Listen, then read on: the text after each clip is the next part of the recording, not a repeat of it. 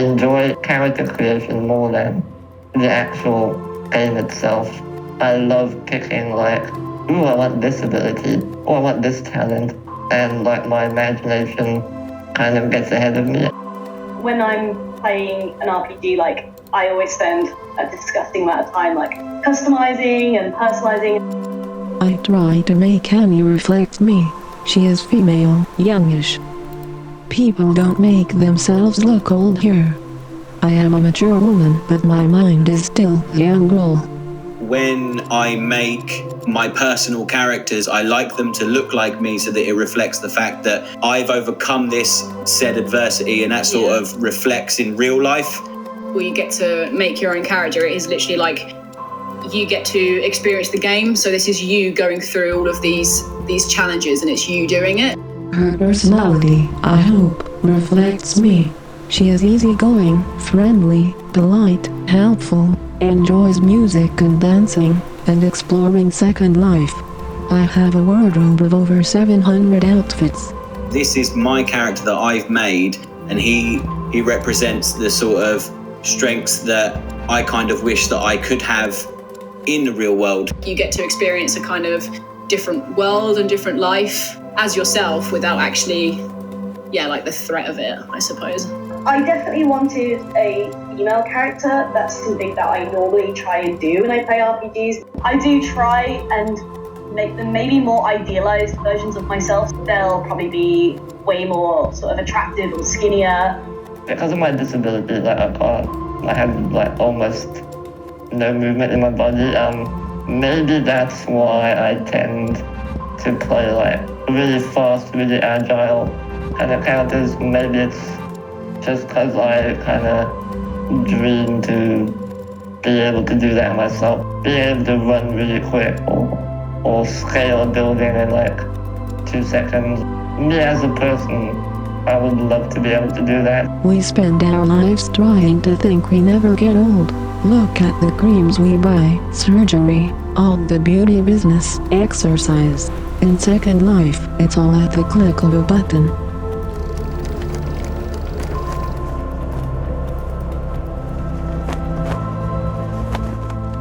Like, fall in love with a character, you really want them to kind of come to life. And the best way to do that is to just ask yourself, if I was this character, what would I do? It's really important for me to feel like I'm not just a person that's been dropped into this game. My character's part of that world. I was fascinated. There is so much here. Every visit turned up something new. A new person, place, event. I've always played that in a way that reflects my own sort of moral choices, really. It wasn't even a conscious decision. It wasn't like, oh, I want this character to be exactly like me, so I'm going to make her be like me. It was just that I genuinely feel a bit uncomfortable doing things that I think I wouldn't do in real life. I would murder every single person, women and children. I would burn every single city down, because as it's a video game and I just find the image of some random nobody running around pillaging and burning everything down kind of hilarious. Humans by nature are curious creatures. It's the whole sort of like, should I push the big red button scenario? You know, if you're given that option, 9 times out of 10, you'll find that someone will push the big red button. I have met people from many different walks of life. A farmer in the Midwest, a puppeteer in Germany, a pool cleaner. Also some with severe health problems. I have lost a couple of close friends.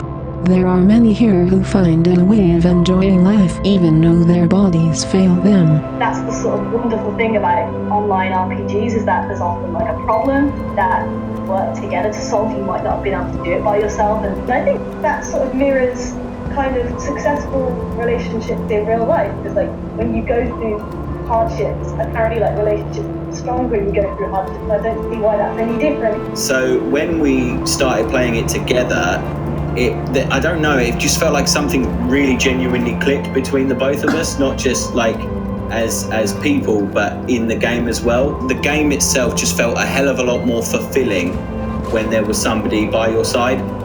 I don't think we'd be dating if we didn't play Dark Souls. Through playing games online was the first time that I realised that I thought you liked me. But yeah, there was just a few sort of like little things you'd say every now and then, or the way that you'd act or whatever, that kind of gave me the impression that you had a bit of a crush on me or whatever. People just tend to behave a little bit more, maybe genuine to an extent. Like they would say what's really on their mind and not care about hurting other people's feelings. People just perceive the other person that they're talking to as just a pixel or two on the screen. Some people use it as a dating site. You can partner someone officially and marry if you want, then divorce when they go off with someone else. Others like to roleplay, vampires, furries, pirates, fairies, the list is endless. A lot of sex goes on here. They know the implications won't have real-life results, so they can be bolder. They can explore their fantasies in secret. And if you have been upset in Second Life, it carries through to your real-life feelings.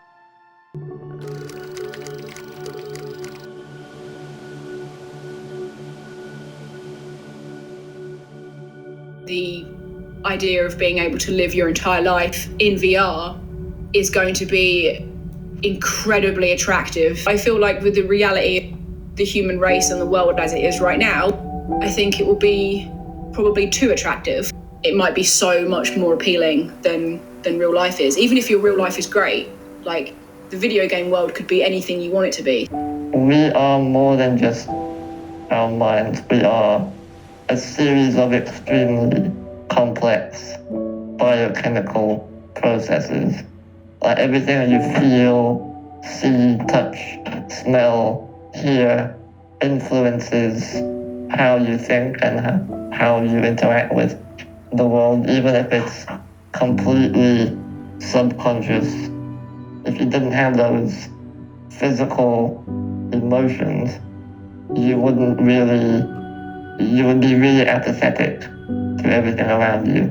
The escapism, that is something that, games definitely give me.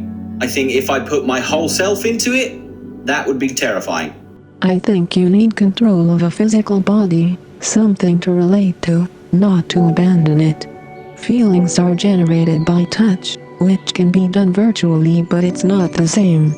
Life is too good not to feel it. Are you human because you have a human body and a human mind and a consciousness? Or is there something more to it? If you were inside of a machine which could somehow simulate all those biochemical processes, but you still had your memories, your own thoughts, would you really be real? Or would you actually be just a series of ones and zeros? But if I got really sick or there was a little hope for me, yeah, sure, I'd do it. Why not? What do I have to lose? My sanity? I mean, sure, if I got crazy, just turn off the machine. I'll be fine. And I'll live on in whatever ether there is out there.